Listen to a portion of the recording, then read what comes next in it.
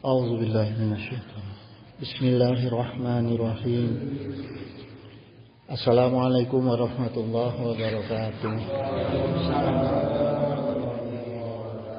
إن الحمد لله نحمده ونستعينه ونستغفره ونعوذ بالله من شرور أنفسنا ومن سيئات أعمالنا من يهده الله فلا مضل له ومن يضلل فلا هادي له. صلى الله على وآله وصحبه ومن تبعهم بإحسان إلى يوم القيامة. أما بعد. Rabbi shrah li sadri wa yassir li amri wahlul 'uqdatam min lisani yafqahu qawli. Hadratul kiram wal muhtaram, ulamaul alimin wal mukarram al ustazuna wa fadilatus syekhuna wa ya ikhwani allazi yahduru fi Masjid Jami' Al-Ihsan hafizakumullah wa ri'akum. Pada kesempatan malam ini kita masih kupas mengenai hijrah ya. Jadi jamaah dan Allah, pertama kita buka sejarah penyusunan penanggalan hijriah gitu ya. Jadi ada sejarahnya nih ya. Jadi awalnya itu dari surat menyurat antara Khalifah Sayyidina Umar bin Khattab dengan Gubernur Basrah ya, Gubernur Basrah Irak gitu ya, Abu Musa gitu. Nah, jadi Sayyidina Umar ini selaku khalifah pernah menanyakan ke Abu Musa mengenai surat-surat yang pernah beliau kirimi gitu ke Abu Musa ya. Kemudian Abu Musa itu menjawab sambil bingung. Innahu yakina minka kutubun ya khalifah ya. Sungguh telah sampai kepada kami surat-surat dari Anda wahai khalifah ya. Lakin bidun tarihu gitu ya, tapi tidak ada tanggalnya, tidak ada tarikhnya gitu ya, tidak dicantumkan tanggal. Nah, dari kejadian itu Sayyidina Umar itu tergugah mengumpulkan para sahabat untuk menyusun penanggalan ya. Ada sahabat yang mengusulkan dari lahirnya Rasulullah SAW. Ada yang mengusulkan dari Futuh Mekah ya. Kemudian Sayyidina Ali mengusulkan diambil dari peristiwa hijrahnya umat Islam dari Mekah ke Madinah gitu ya. Tapi tidak khusus mengenai dari Mekah ke Madinahnya. Pokoknya peristiwa hijrah aja, karena hijrah itu pernah dari Mekah ke Abasyah ya, ke negeri Nasrani, kemudian dari Mekah ke Madinah gitu ya. Nah, usulannya Sayyidina Ali ini disetujui oleh Sayyidina Umar dan oleh para sahabat. Karena menurut Sayyidina Umar prinsipnya al-hijratu faraqat bainal haqqi wal batil ya. Kata beliau, jadi peristiwa hijrah itu menjadi pemisah antara yang benar, yang hak dengan yang batil gitu ya. Fa'arkhawa biha gitu. Maka jadikan sebagai patokan gitu untuk penanggalan ya. Nah, kemudian disusun nih. Setelah itu disusun oleh para sahabat ya. Kemudian jemaah sekalian, kita bisa garis bawahi dari sejarah ini bahwa yang penting dari penanggalan hijriah ini, patokannya hijriah atau hijrah adalah bagaimana bisa memisahkan antara yang hak dan yang batil gitu. Jadi prinsip utamanya itu, prinsip pokoknya gitu ya. Maka dalam kitab Fathul Bari ini Ibnu Hajar Al-Asqalani beliau berkata gini, ini saya pakai terjemahan bebas ya. Wa inna ma akhiruhu min Rabi'al awal ilal Muharram. Jadi sungguh para sahabat Rasul itu menunda awal Hijriyah dari Rabiul Awal ke Muharram. Jadi ada yang rencananya itu mau Rabiul Awal, kemudian ditunda sampai ke bulan Muharram, ya. Li'anab tidak al-azama alal hijrah karena fil Muharram gitu. Karena awalnya tekad untuk hijrah itu adanya di bulan Muharram gitu, ya. Jadi awal disampaikannya perintah hijrah oleh Rasulullah kepada para sahabat untuk pergi ke Madinah itu di awal Muharram gitu, ya. Jawa Muharram gitu. Izal bai'at kanat fil asna Zulhijjah gitu. Kemudian ikrar bai'at terjadi di bulan Zulhijjah. Nah, jadi kan peristiwa hijrah itu jamaah sesudah adanya bai'at Aqabah, ya, Aqabah kedua maka langsung perintah hijrah ke Madinah gitu, ya. Nah, itu di bulan Zulhijjah itu terjadinya bai'at Aqabah kedua, ya. Wa hiya muqaddimatul hijratu gitu, dan inilah pengantar hijrah gitu, ya. Fakana awalu khilalan astakhilu bihi ba'dal bai'at gitu. Maka hilal pertama, jadi patokannya itu adalah hilal pertama yang digunakan sesudah peristiwa bai'at Aqabah kedua. Nah, peristiwa bai'at Aqabah kedua tadi Zulhijjah. Jadi setelah Zulhijjah hilal pertama adalah di bulan Muharram gitu, ya. Hilalan Muharrami gitu. Hilal yang terlihat di awal bulan Muharram gitu. Fanasibu ayuz'alal mubtada gitu. Maka sudah selayaknya dijadikan sebagai permulaan tahun bagi umat Islam gitu. Jadi Muharram itu awal tahun, ya. Nah, kemudian gini jemaah. Kita lihat nih ya, perhatikan apa makna hijrah. Jadi secara bahasa hijratun itu, kata hijratun itu asal kata dari hajaro, ya, dari hajaro. Hajaro itu artinya pindah, berpindah. Bisa berpindah tempat, bisa berpindah keadaan, bisa berpindah sifat gitu. Pokoknya berpindah, ya. Kemudian gini jemaah.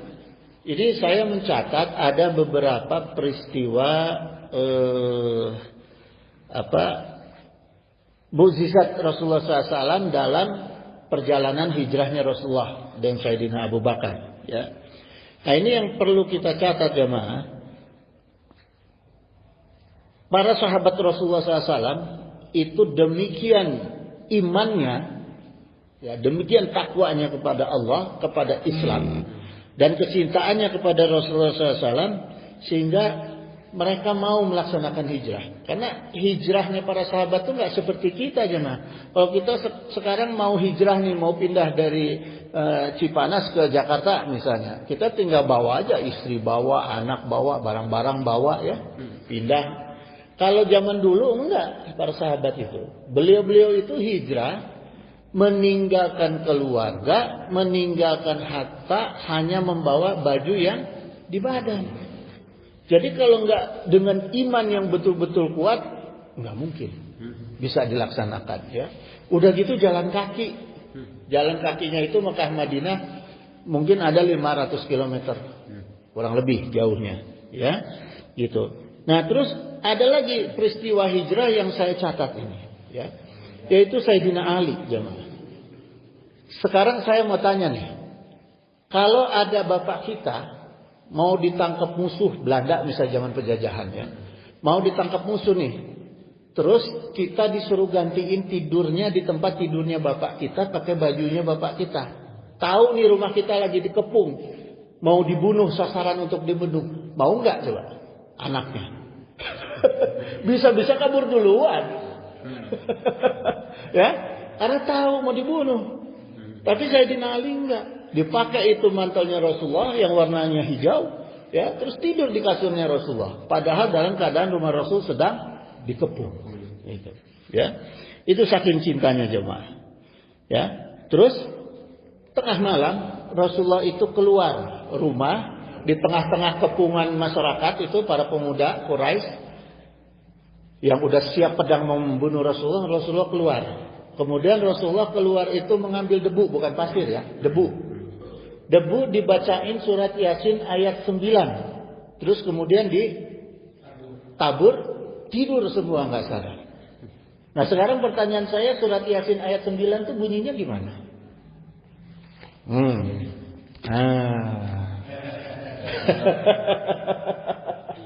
Surat Yasin ayat 9. Coba. Ini bisa jawab?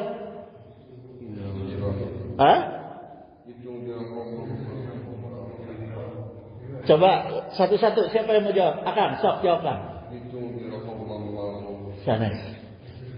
Sanes. Ayat 9. Ayat 9. Yasin wa Qur'anil Hakim. Terus urut sampai 9. Apa coba ayat ke-9? Salah.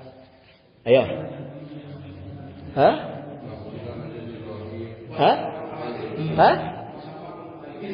Salah. Ayo. Tahan ya. Oke, saya tahan. Ini belum pending. Ini belum keluar nih, pending untuk pertanyaan berikutnya, ya. Wa ja'alna min baini aidihim sadda wa min khafihim saddan. Itu yang dibaca oleh Rasulullah, ya. Itu yang dibaca oleh Rasul. Kami adakan di hadapan mereka dinding, di belakang mereka dinding, ya. Wa ja'alna min baini aidihim sadda wa min khafihim saddan faslan famasi. Tidur semua nih. Tidur, yang ngepung rumah Rasul tidur. Rasulullah keluar langsung berangkat ke rumahnya Sayyidina Abu Bakar. Nah, sampai di rumah Sayyidina Abu Bakar, pergilah berdua. Beliau itu berdua didampingi oleh seorang penunjuk jalan Nasrani. Bukan Nasrani, maaf, dari kafir, kayak kafir Quraisy. Kalau dari Mekah ke Madinah, itu dari sini garis lurus tuh kalau kita ambil, ya, yang udah pernah ke sana tahu. Garis lurus tuh. Tapi Rasulullah muter ke Jeddah dulu. Jadi muter dulu. Ibarat orang dia dari Cianjur mau ke Bandung, muter dulu ke Jakarta. Ngejauhin dulu supaya nggak diuber gitu, ya. Nah kemudian Rasulullah SAW gini juga. Ini para ulama ahli hikmah, ya. Dulu waktu saya di pesantren, nah, surat Yasin ayat 9 ini dari asbabun nuzulnya oleh para ulama ahli hikmah dijadikan wirid, ya. Tapi syaratnya puasa 7 hari, wiridnya bada isya 1000 kali. Nah setelah itu kalau kita untuk jadikan pagar diri, pagar rumah, pagar kita lah gitu, ya. Itu hanya dibaca 7 kali. Wa ja'alna min baini aydihim. Cuma maharnya itu. Maharnya puasa selama 7 hari. Dan mewiridkan selama 1000 balik gitu. Ya. Puasa ya? Selama puasa. Selama 7 hari itu. Dia bada isya. Ya. Gitu jemaah. Nah ini ada. Hikmah itu ada gitu, ya. Gitu. Terus kemudian saya lanjutkan nih jemaah. Kenapa Rasulullah itu berhijrahnya belakangan? Sahabat duluan, Rasulullah belakangan. Karena Rasulullah itu sebelum berangkat masih mempunyai tanggungan titipan-titipan baik milik sahabat maupun orang-orang kafir yang untuk didagangkan. Karena Rasulullah dikenal sebagai Al-Amin, ya. Nah, ini pelajaran untuk kita jemaah. Jangan karena alasan agama kita melepaskan hak adami. Wah ini saya ada perintah Allah nih. Terus hak orang kita tinggalin. Nggak boleh begitu. Ini yang dicontohkan oleh Rasulullah. Selesaikan dulu hak adami. Karena Allah tidak akan menghampura urusan dosa-dosa manusia kalau masih ada sangkut paut dengan antar manusia. Ya, ini yang diajarkan oleh Rasulullah. Itu jemaah. Ya, jadi ini pelajaran. Kemudian jemaah sekalian, ya. Rasulullah SAW ini kata Sayyidah Aisyah, ya, Aisyah, beliau itu kalau ada keluarganya yang sakit dipegang tuh bagian yang sakit pakai tangan kanan bisa gini pegang, ya, pegang pakai tangan kanan terus dibaca Allahumma robban nasi azhibil ba'sa isfi anta as-safiyu la sifaa illa sifauka la yughadiru saqana. dibacain. Ini sunnah, ya. Jadi kalau ada saudara kita, keluarga kita yang sakit atau teman, sahabat, pegang pakai tangan kanan, tempelin, bacain doa yang tadi. Ini doanya Rasulullah, ya, doain gitu. Nanti kalau ada yang ini saya kirim doanya. Kalau ada yang punya WA, ada punya grup WA nggak? Ya, gitu. Jadi bacanya itu tadi ya, jemaah ya. Gitu. Allahumma rabban nasi azhibil ba'sa isfi antas syafi'u la sifaa illa sifauka la yughadiru saqaman. Terus sambil Allahumma sfi gitu, disebut namanya fulan bin fulan sambil dipegang gitu. Ya. Gitu jemaah. Ini saya ambil dari kitabnya Darul Al-Askar, kitabnya Al-Askar, Imam Nawawi ya, Imam Nawawi. Jadi Imam Nawawi ini ada dua jemaah. Ada Imam Nawawi Al-Bantani, ada Imam Nawawi An-Nawa. An-Nawa itu daerah Nawa, daerah Afrika, makanya disebut Nawawi. Kitabnya beliau ini Al-Askar, ya, Al-Askar itu. Ya, gitu jemaah. Maka kalau di pesantren itu jangan aneh, ada kitab-kitab yang diajarin kitab untuk hikmat, ya. Kalau yang umum kita kenal tuh apa? Yang kalau dulu kalau di Picung itu Khazinatul Asrar. Ya, ini kitabnya yang dipelajari untuk tarekat Naqsabandiyah gitu, ya. Terus kalau yang di Jambu Dipa itu ada Samsul Ma'arif, ada Tajul Muluk, ya, gitu. Hayatul Hayawan, ada kitab Mujarobat, itu dulu di pesantren tuh, ya. Kalau dalam Hayatul Hayawan jemaah itu saya pernah nyaksikan ya. Jadi kalau untuk sawah itu supaya tidak dimakan tikus, ya, ditangkap tikus hidup-hidup, dipotong buntutnya, ditanam di sawah, dibacain tadi. Wa ja'alna min baini aydihim sadda wa min khalfihim saddan fahum la yubsirun. Bacain, ditanam itu. Alhamdulillah tuh. Enggak, sawahnya enggak diganggu tikus. Itu orang-orang Jambu Dipa gitu. Ya. Gitu jemaah. Ya, itu referensi kitab di pesantren dulu, ya. Nah, kemudian gini. emang benar ini kenyataannya. Terus jemaah, Rasulullah SAW dengan Sayyidina Abu Bakar itu pergi ke Gua Sur, ya, ke Gua Sur. Nah di Gua Sur itu Sayyidina Abu Bakar itu ketakutan, ya, ketakutan saking gemeternya ditenangin nih oleh Rasulullah, ya. Tenang wahai Abu Bakar, kita tidak berdua, kita bertiga dengan Allah. Maka ketika itu juga turun, ya, turun surat Al-Anfal ayat 40 gitu. Allah turunkan wahyu, wa in tawalau fa'lamu annallaha maulakum ni'mal maula wa ni'man nasir. Gitu, ya.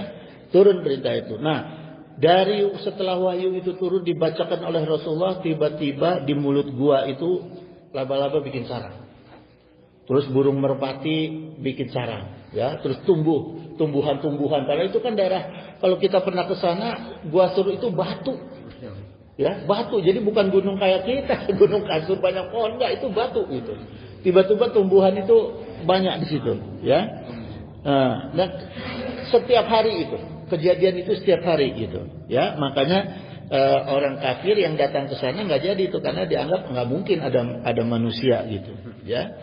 Nah, kemudian jemaah, oleh para ulama, ya, dari kalimat nikmat maula wa ni'man nasir digabungkan dengan doanya Kanjeng Nabi Ibrahim yang diajarkan kepada Rasulullah SAW.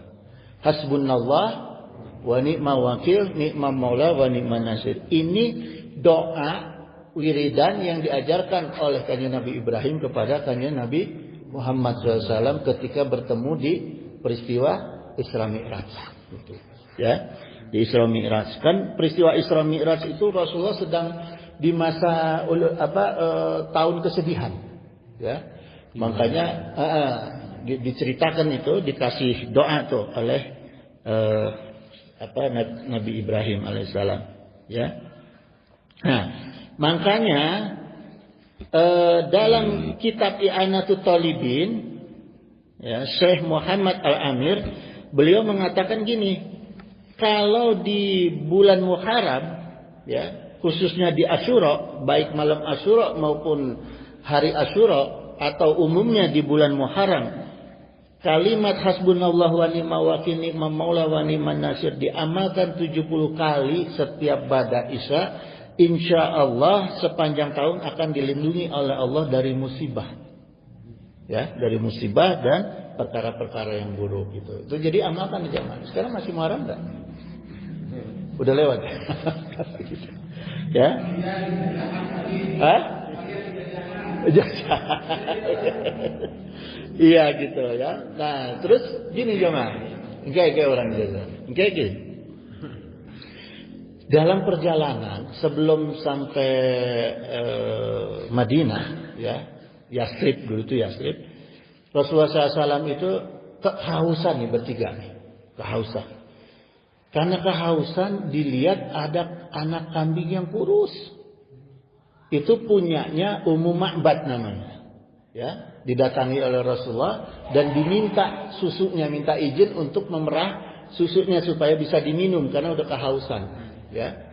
Kata Ummu Ma'bad, "Ya Rasulullah, anak kambing ini jangankan susu, keringatnya aja udah nggak ada. Saking kok kurus-kurusnya, kurus kering." Terus dipegang nih sama Rasulullah ininya, ya. Tempat keluar susunya dipegang sama Rasulullah, keluar susu. Mukjizatnya Rasul. Dibagikanlah itu. Susu itu pertama ke Ummu Ma'bad selaku yang punya, kedua kepada Sayyidina Abu Bakar, yang ketiga kepada yang nuntun onta petunjuk jalan. Baru Rasulullah SAW itu belakangan minum. Ya. Terus ditanya nih sama Ummu Ma'bad, "Ya Rasul, kenapa enggak Anda duluan? Kenapa dikasih ke yang lain duluan?" Ya, gitu. Dijawab oleh Rasulullah, "Khadimul ummah akhiruhum syurban." Nah ini prinsipnya nih, kata Rasul. Ya, sabdanya Rasul. Khadimul ummah, ya, pelayannya umat itu minumnya belakangan. Gitu. Ya, kalau sekarang nggak ada itu ulama, kiai, ustaz, pejabat ngaku jadi khadimul ummah, ada nggak? Hampir tidak ada. Kebanyakan hayangnya itu duluan. Ini Rasul loh, pangkatnya lebih tinggi dari ulama. Rasulullah mengatakan begitu, ya. Saya ini pelayan umat. Makanya belakangan. Kalau sekarang hayang paheula-heula. Kenai umat sengsara nu penting kurang, kan gitu. Nauzubillah min dzalik, ya. Berarti tidak menjalankan sunnahnya Rasulullah SAW, gitu ya, gitu jemaah. Jadi kalau sekarang itu gayanya bukan khadibul ummah, tapi sayyidul ummah, gitu. Kayaknya teh jadi tuannya umat, gitu. Ya. Nah, peristiwa yang berikut adalah Suraqah bin Malik bin Jasyan. Ini dulu ketika Rasulullah pergi hijrah dengan Abu Bakar, ya Sayyidina Abu Bakar, oleh orang Quraisy itu dikasih sayembara.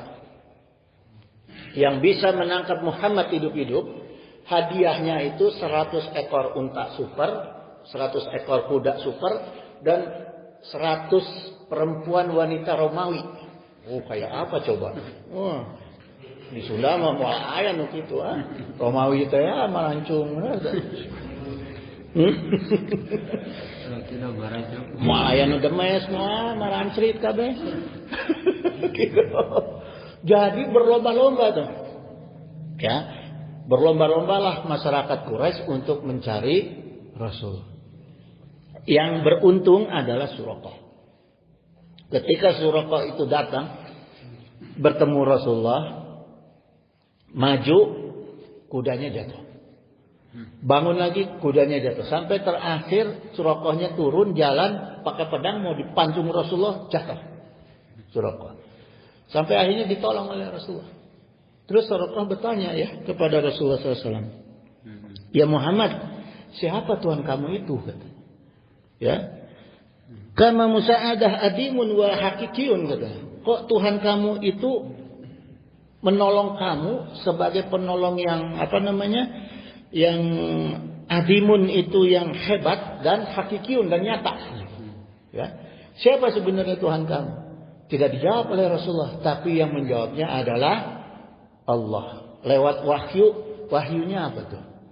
Surat apa yang turun saat itu?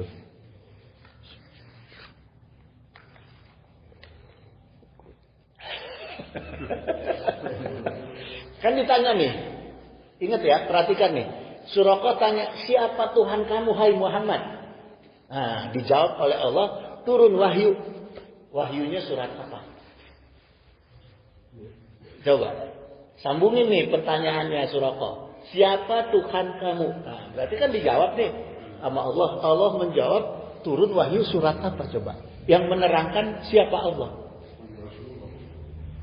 Ayo, surat apa dalam Al-Quran? Bukan ayat, surat. Hah? Salah. Yang menjelaskan jati diri Allah. Salah. Surat apa? Hah? Ayo, siapa? Masa nggak tahu? Hah? Pertanyaannya kan siapa Tuhan kamu hai Muhammad? Nah, yang jawab Allah. Saya ini anu. Surat apa itu? Yang menjelaskan jati diri Allah. Bukan. Surat pendek lah. Oh, Al-Allah. Apa?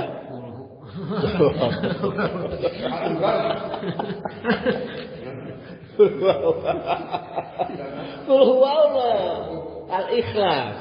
Qul huwallahu ahad. Itu kan dijawab oleh Allah. Siapa Tuhan kamu? Allah menjawab. Qul, katakan hai Muhammad, Allahus Samad. Qul huwallahu ahad. Aku ini ahad. Ya, masih ada satu, jangan takut. Ya, itu jangan. Nah, jadi turunlah. Jadi asbabunnya surat Al-Ikhlas adalah peristiwa Suraqah, gitu. Ya, jamaah itu. Saat Rasulullah akan hijrah ke Madinah, ya, gitu. Nah, kemudian jamaah, di antara Nabi dan Rasul itu ternyata bukan hanya Rasulullah SAW yang diperintahkan hijrah. Ada berapa Nabi dan Rasul yang diperintahkan hijrah nih?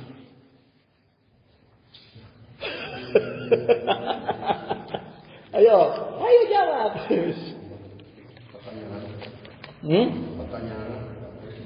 Pertanyaan. Selain daripada Rasulullah SAW, Muhammad SAW, Nabi dan Rasul siapa saja yang diperintahkan hijrah oleh Allah? Hah? Nah, siapa dulu yang mau jawab? Siapa kan? Nabi Isa. Terus? Saya kasih tahu deh. Saya kasih tahu kisi-kisinya ada 5. Coba 1. Hah? Salah. Nabi dan Rasul siapa? Udah dulu ya. Udah tadi. Siapa ayo? Tadi Musa benar. Nabi Musa. Ayo siapa? Ada 5. Dengan Rasulullah berarti 2. Sisa 3 lagi. Siapa? Hah? Satu. Siapa yang mau jawab? Dek, ente mau jawab? Siapa? Ibrahim. 2 lagi. Siapa? Dek, 2 lagi. Hah? Salah. Siapa ayo? Saya simpan ya, biar waktu. Jadi ada 5 yang disebut ulul azmi. Ya, pertama Nabi Nuh alaihissalam. Jadi begini jemaah, ini saya terangin ya. Ulul azmi itu kenapa disebut ulul azmi? Khusus nih. Karena Nabi dan Rasul 5 orang inilah yang diperintahkan hijrah. Jadi ada nilainya hijrah jemaah. Makanya disebut ulul azmi. Nabi-nabi dan Rasul yang diperintahkan hijrah. Ya, menerima perintah hijrah. Ulul azmi itu asal kata dari ulu. Ulu itu memiliki. Azmi itu artinya keteguhan hati. Artinya cobaan yang paling berat di antara Nabi dan Rasul adalah yang 5 ini. Ulul azmi ini. Makanya diperintahkan hijrah gitu. Ya, ini sekarang saya ceritakan nih. Jadi gini jemaah. Ya. Dalam tafsir Al-Quran itu fasbir maka bersabarlah ya alal azza qaumuka atas gangguan kaummu kama sabaru ulul azmi seperti bersabarnya ulul azmi ya zau sabata wasabru ala sadaid gitu ya. Jadi gini jemaah, dikatakan kenapa dikatakan ulul azmi ya ujiannya begitu berat dan kesabarannya, keteguhannya begitu teguh, sabarnya begitu sabar. Karena ujiannya apa? Dibandingkan Nabi dan Rasul yang lain. Melawan arus. Ya, ini yang harus kita pahami. Ulul azmi itu Nabi dan Rasul yang melawan arus. Rasulullah melawan arus siapa? Quraisy. Kafir Quraisy. Ya. Nabi Nuh melawan arus siapa? Saya mulai dulu dari Nabi Nuh. Nabi Nuh itu melawan arus. Waktu itu nama rajanya Darmasil. Rajanya Darmasil, ya, orang pertama yang membuat perjudian itu Darmasil. Orang pertama yang membuat anggur jadi mabok-mabokan itu Darmasil. Orang yang pertama membuat berhala Tuhan selain Allah adalah Darmasil. Makanya diutuslah Nabi Nuh oleh Allah Subhanahu wa taala untuk melawan Darmasil. Gitu, ya. Itu jemaah. Nah, ini saya kasih tahu ya. Nabi Nuh itu nama aslinya bukan Nuh. Gitu. Kenapa dipanggil Nuh? Dipanggil Nuh itu karena Nabi Nuh itu nabi dan rasul yang gampang nangis. Jadi ada salah dikit, ada dosa dikit dia nangis. Makanya dipanggilnya Nuh. Gitu. Ya cengeng lah, cengeng sekurang mah gitu. Ya, gitu jangan. Nah, Nabi yang 5 inilah Nabi yang melawan arus. Satu melawan arus, yang kedua mencoba membalikan arus. Di situ beratnya. Kalau kita melawan arus, berat nggak? Coba kita berenang di sungai melawan arus, kuat nggak? Kadang-kadang kuat, kadang-kadang ke bawah arus. Coba membalikan arus, mungkin mau mungkin. Maka kok Allah diperintahkan hijrah. Ya, maka turun perintah hijrah itu karena mau mungkin membalikan arus. Kalau melawan arus bisalah, gitu. Ku izin Allah, gitu. Ya, karena Allah kan menciptakan manusia itu berikut dengan ukurannya, gitu. Jadi nggak mungkin untuk membalikan arus gitu ya. Itu jemaah, ini telaahan kita nih, ambil hikmahnya hijrah gitu. Nah kemudian gini jemaah, jadi patokan kita ini sekarang warisatul anbiya, ulul azmi yang benar orang-orang yang melawan arus kedoliman. Kalau orang cuma ngikutin arus, orang dakwah terima amplop, ikutin dakwah terima amplop, itu mah bukan warisatul anbiya, karena dia tidak melawan arus, dia ngikutin arus gitu, cari selamat lah orang mah gitu. Ya, yang gitu-gitu mah tidak termasuk dalam warisatul anbiya, karena yang diajarkan adalah yang melawan arus gitu. Ya. Nah, Nabi Nuh alaihissalam, jamaah sekalian, tadi saya lupa bilang ya, Kanjeng Nabi Nuh itu dalam kitab Bada'i Zuhur nama aslinya itu Yaskur. Nama aslinya Yaskur ya. Dipanggil Nuh karena cengeng tadi ya, cengeng. Ya. Kemudian gini jemaah. Kita ini bukan keturunan langsung Nabi Adam. Ya, paham nih? Kita bukan keturunan langsung Nabi Adam. Karena pada zaman Nabi Nuh seluruh dunia habis tenggelam. Makanya Allah perintahkan untuk bikin kapal. Ya. Ikut semua nih 80 pengikut Nabi Nuh, keluarganya Nabi Nuh kecuali anaknya Kan'an yang enggak ikut. Ya, terus binatang sepasang ikut, sejero-sejero ikut, dan kapalnya itu berada di atas air selama 150 hari. Ya, dalam kitab Badai Zuhur ini, Zuhur, ya 150 hari. Nah, kemudian turun, ya, kapalnya itu mendarat, Allah berfirman dalam As-Saffat ayat 7, ya, wa ja'alna zuriyatahu humul baqina, dan kami jadikan anak cucunya orang-orang yang melanjutkan keturunannya Nabi Adam. Ya, ini Allah jelaskan dalam Al-Qur'an. Ditafsir dalam kitab Al-Bidayah wa Nihayah, fa innallaha lam yaj'al li ahad mimman kana ma'ahu minal mu'minina naslan, gitu, ya. Wala aqaban siwa Nuh alaihi salam. Jadi Allah tidak menjadikan keturunan seorang pun dari orang-orang mukmin yang ikut sama Nabi Nuh yang 80 orang tadi, ya, kecuali dari keturunannya Kanjeng Nabi Nuh alaihissalam, ya.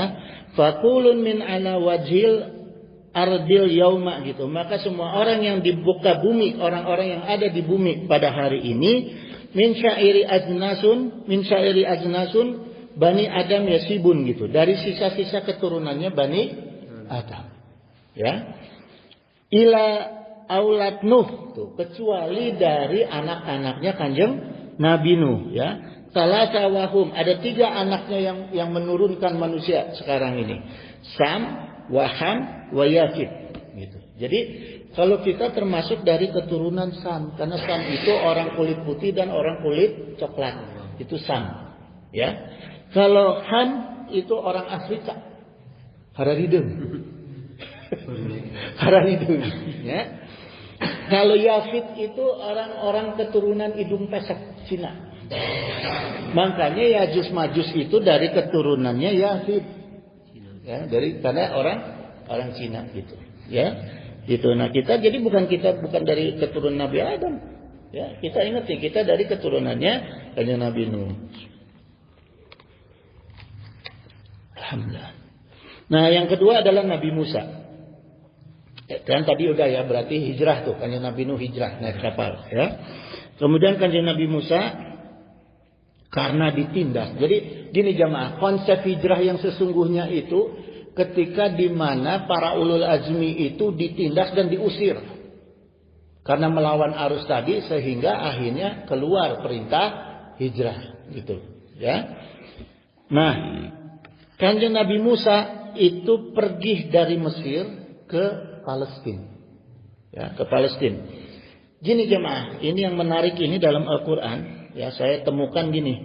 Di Palestina itu dalam Al-Quran ibu kotanya dulu tuh dari zaman Nabi Musa sudah ada ibu kotanya, namanya Al-Quds, Muqaddas, disebutnya Al-Muqaddas dalam Al-Quran, ya.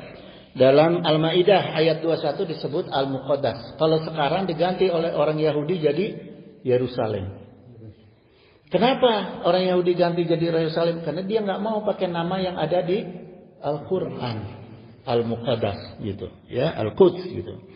Karena artinya gini jemaah sekalian, yang namanya Al-Quds itu artinya satu wilayah yang dijauhkan oleh Allah dari kesyirikan.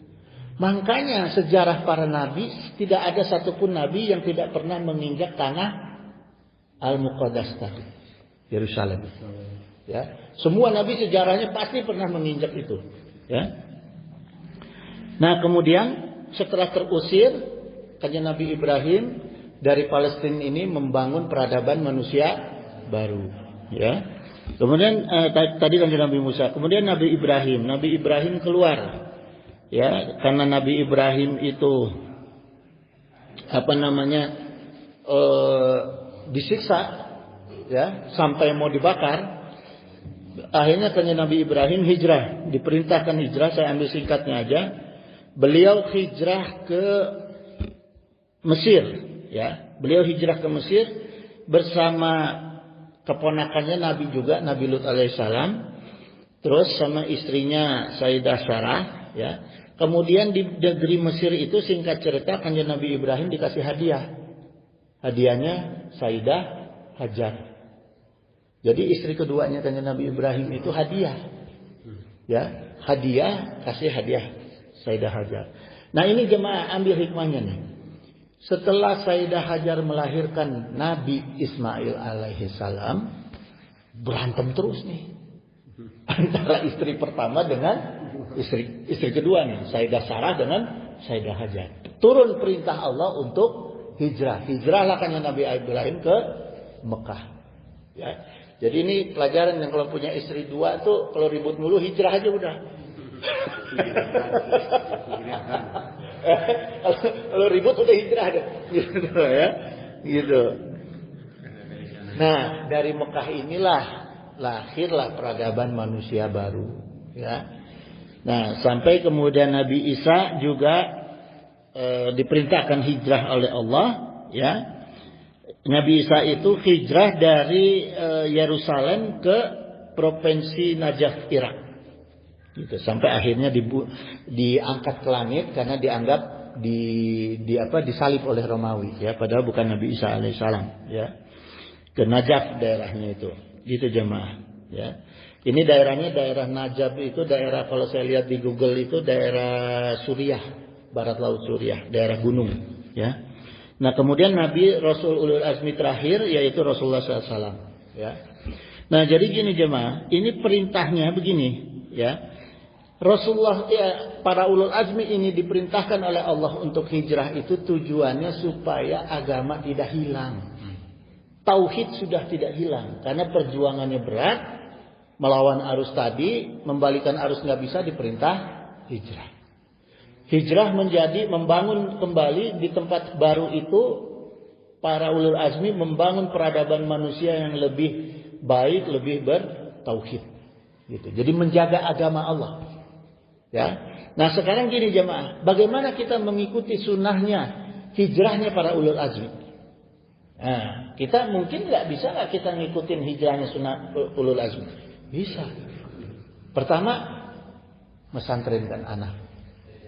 Kita mesantrenkan anak itu sama dengan kita menghijrahkan anak berpindah tempat dari yang kurang baik menjadi yang lebih baik. Coba kita bisa nggak jagain anak sholat 5 waktu di rumah?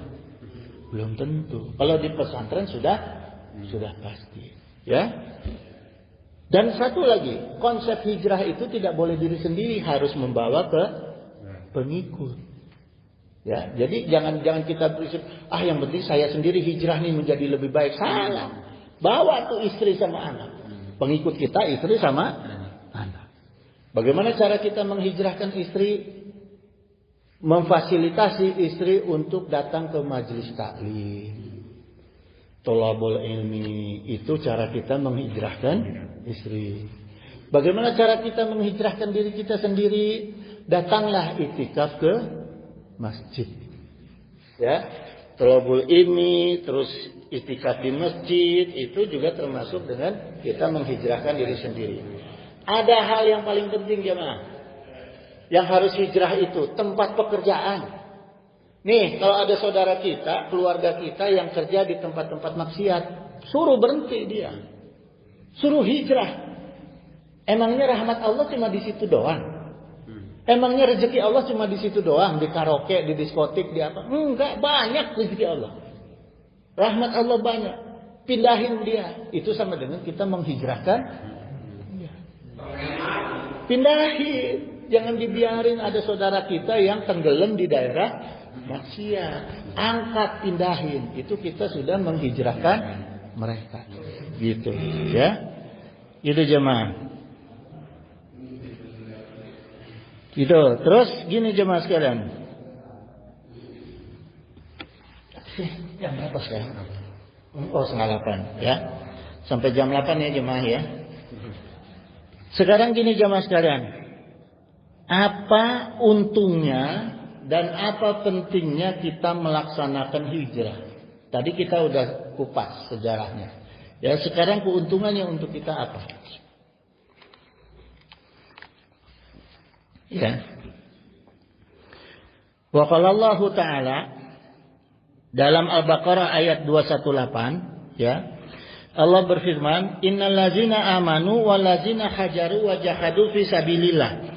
Sungguh orang-orang yang beriman, orang-orang yang berhijrah dan berjihad di jalan Allah, ulaika yarjuna rahmatallah. Mereka cuma mengharapkan rahmat Allah.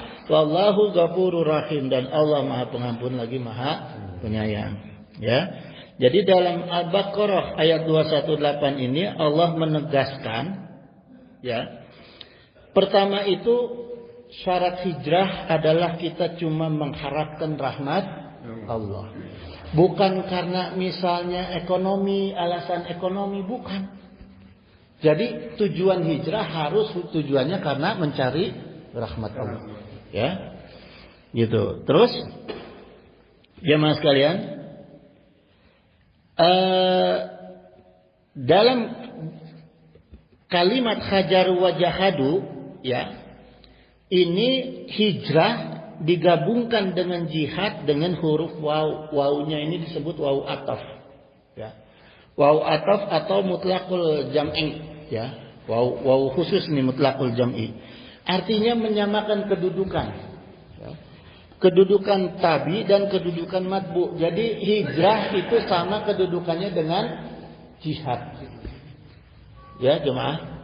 Apa pahala jihad? Nggak ada pahala yang lebih utama daripada pahala jihad. Ya, orang langsung mati syahid kalau sedang berjihad.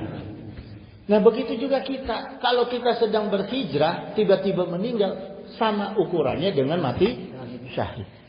Ya. Jadi jangan menyepelekan itu jemaah. Ya. Termasuk fastabiqul khairat itu sama dengan kita berjihad, gitu, ya. Inna abdallah amali ba'da sholah al jihadu fi sabilillahi ta'ala, tuh, ya. Umar berkata, sungguh seutama-utamanya amal sesudah sholat adalah jihad di jalan Allah, gitu, ya. Jadi sama tuh kedudukannya, ya. Gitu jemaah sekalian. Kemudian gini. Tadi Sayyidina Umar sudah berkata, al-hijratu faraqat bainal haqqi wal batil. Ya. Jadi tujuan hijrah kita itu adalah untuk bisa memisahkan yang hak dan yang batil. Jadi gini jemaah, kalau kita tinggal di lingkungan yang sudah membahayakan urusan agama kita, kita jatuhnya fardu hukumnya untuk berhijrah. Kalau di sini enggak. Kalau di sini nih, alhamdulillah. Tapi kalau kita tinggal di satu kampung yang bahaya nih untuk agama kita, agama keluarga kita, anak-anak kita, ya kesalehan keluarga kita, itu sudah hukumnya fardu untuk hijrah. Ya, itu jemaah. Itu jadi diperhatikan dong. Tong cicing wae. Tong cicing wae. Ya. Dan hijrah juga, hijrah itu, ya, fal hijratuhu ila ma hajara ilaih, gitu. Hijrah itu untuk apa yang diniatkan. Jadi innama a'malu binniyat. Jadi hijrah juga harus sesuai dengan ukuran niat, ya. Gitu. Gitu jemaah. Jadi yang diukur oleh Allah itu adalah niatnya. Nah, kemudian jemaah sekalian, ya. Pentingnya tadi saya katakan apa pentingnya hijrah, karena sama-sama kedudukannya dengan jihad, ya. Maka hijrah dan jihad itu membutuhkan iman yang kuat, membutuhkan ibadah yang tetap dan akhlakul karimah yang mantap. Nah, hadiahnya untuk orang yang berjihad dan berhijrah, pertama itu dari Allah harta yang barokah. Perhatikan nih, hadiahnya harta yang barokah, ya. Kedua, jiwa yang tanpa marah, yaitu ketenangan jiwa. Orang yang melaksanakan hijrah dan jihad pasti jiwanya tenang, ya. Nah, terus gini jemaah sekalian. Setelah Rasulullah meninggal, ya, ini saya singkat-singkat. Setelah Rasulullah meninggal, muncullah nabi palsu. Siapa nama nabi palsu? Siapa yang mau jawab? Siapa nama nabi palsu? Hah? Siapa yang jawab? Nabi palsu siapa setelah Rasulullah? Hah? Bukan, setelah Rasulullah, Itu mah media atau Siapa? Ini masa saya bawa pulang nih. Arif nggak boleh jawab. Ini masa saya bawa pulang. Siapa nama Nabi palsu setelah Rasulullah meninggal di zaman Abu Bakar, Sayyidina Abu Bakar? Hah? Hah? Siapa? Ayah tuh, ayah nurek jawab tak? Nabi palsu setelah Rasulullah. Siapa? Hah? Salah. Ada yang mau jawab? Saya tahan dulu. Saya tahan dulu ya. Namanya Musailama Al-Kadzab. Kita sering dengar tuh, Musailama Al-Kadzab. Ya, Nabi palsu, ya. Nah, ini gini jemaah, ini saya mau cerita gini, pentingnya hijrah. Karena di zaman Musailama Al-Kadzab itu ada seorang sahabat Rasul. Ya, sahabat Rasul itu namanya Rajal bin Unfuah. Rajal bin Unfuah. Sahabat Rasul yang orang Yamamah, datang dari Yamamah. Kenapa dia datang dari Yamamah? Makanya dia itu tidak ikut hijrah dari Mekah ke Madinah. Ya. Jadi ini bedanya nih. Ada sahabat yang ikut Rasulullah dari Mekah ke Madinah hijrah, ada yang tidak hijrah. Nah, yang tidak hijrah ini salah satunya Ar-Rajal bin Unfuah. Ar-Rajal bin Unfuah ini dia sahabat Nabi, sahabat Rasul yang ikut berjihad, hafiz Quran 30 juz, ya. Terus orang yang soleh, kemudian ditugaskan oleh Sayyidina Abu Bakar untuk memerangi Musailamah Al-Kadzab. Ya. Si Ar-Rajal ini datang kepada Abu Bakar minta ditugasin oleh Sayyidina Abu Bakar untuk memerangi Musailamah Al-Kadzab. Ya. Jadi dia yang minta nih. Jadi dibuka pengumuman siapa yang mau memerangi Musailamah, dia datang ke Abu Bakar, dia bilang saya yang jadi panglimanya, saya siap. Datang ketemu Musailamah, sampai ke sana oleh Musailamah itu ditawari 3. 1 ditawari jabatan, 2 ditawari uang, 3 diberi logika. Ya. Nah, akhirnya Ar-Rajal bin Unfuah ini jadi pengikutnya Musailamah. Ya, jadi pembela Musailamah. Itu. Jadi ini patokan jemaah. Kalau orang mau menggalang, sekarang yang dipakai sampai sekarang. Orang mau menggalang kiai, mau menggalang ustadz supaya ikut-ikutan, caranya itu tawarin jabatan, tawarin uang, dan dikasih logika. Ya, dikasih logika seolah-olah benar. Gitu, ya. Nah, akhirnya jemaah sekalian, Ar-Rajal ini dibunuh mati, kalah pasukannya Musailamah Al-Kadzab kalah. Ar-Rajal dibunuh oleh Zaid bin Khattab, kakaknya Sayyidina Umar bin Khattab. Ya, gitu. Jadi ini contoh jemaah. Ini sahabat Rasul yang hafal Quran, yang jihad bareng-bareng bersama Rasulullah aja bisa apa? Bisa keluar, bisa tercela. Ya, gitu. Bisa mengkhianati agama. Apalagi baru cuma ulama, ustaz, kiai, haji aksa, ya. Itu hati-hati. Apa ukurannya gitu. Ya, ini sahabat Rasul loh, hafal Quran. Gitu. Bisa seperti itu, gitu, ya. Karena apa? Karena pengaruh yabi'u dinahu bi'aradin minad dunya. Karena dia menjual agamanya dengan tawaran kebutuhan dunia. Nauzubillah min dzalik. Ya, jemaah sekalian, saya tutup aja dulu ya sementara karena di sebelah saya udah mulai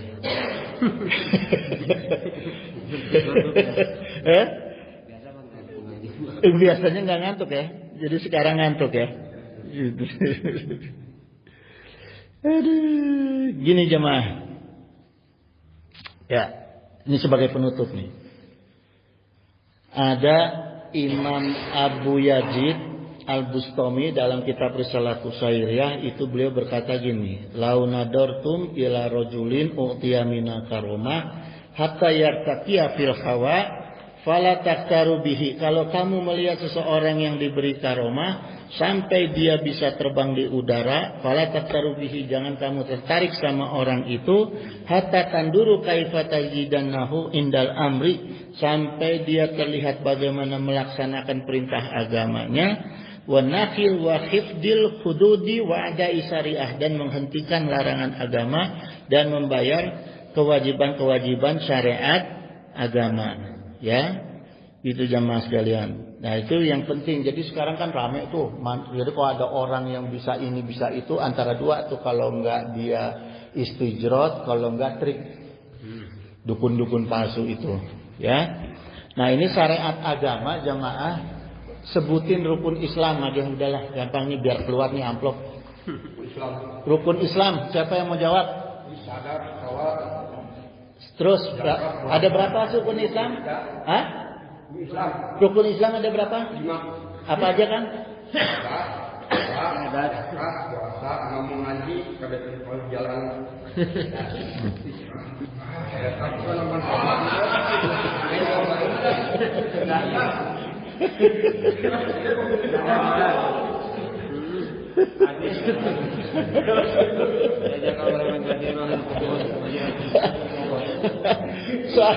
Kan nggak lucu kalau saya bawa pulang lagi.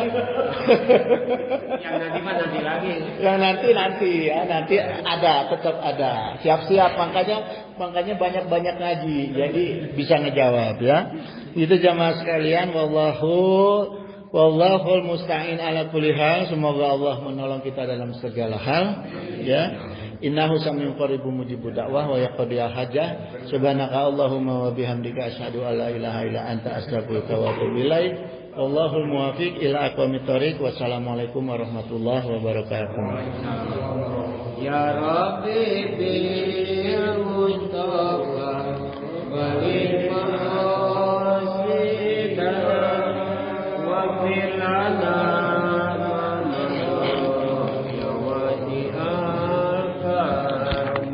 ya